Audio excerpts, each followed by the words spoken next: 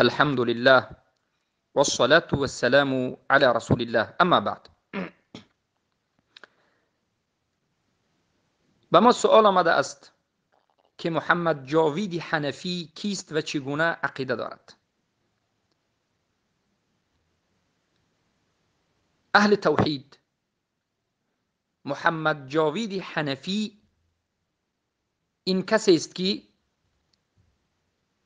فقهاً فروعاً در باب احکام و معاملات در فقه حنفی است، اما عقیدتاً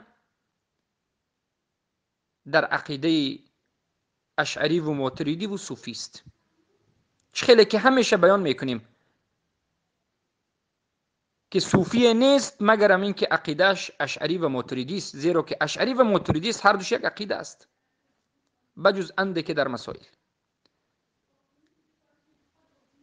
پس این کسی است که بدعت ها را، مخالفت های شریعت را اجازت می دهد و به حد رسیده است که شرک اکبر را، استغاثه کردن با مرده ها را نیز اجازه می دهد، بمانندی پیشگذشتگان از صوفی هایش، و این دلالت میکند که این یک صوفی قبوری هست.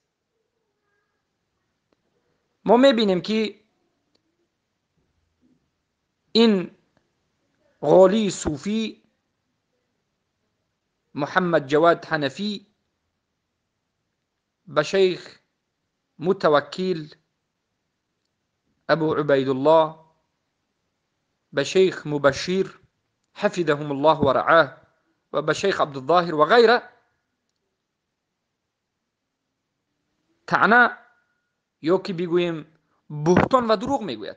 در بسیار حالت گویا که رد زده است، لیکن این رد زدن نیست، این یک طعنه زدن، تهمت ها کردن، و ردش هم همین است که رد توحید است. وقتی که میبینید انکار توحید میکند و استغاثه کردن با مرده ها وسیله غیر مشروع، یعنی استغاثه کردن با مرده ها و تبرک غیر مشروع که سرشویش از شرک اکبر است و آخرین درجه شرک اصغر است، اجازت میدهد. از همین جهت نصیحتی بنده به برادران فارس و به برادران تاجیک افغانستان تاجیکستان این است که از این نمودی دجال و از این نمودی مشرک صوفی دور بشوند،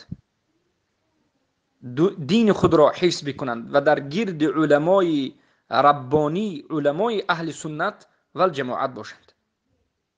بارک الله فیکم و حیاکم الله بیاکم.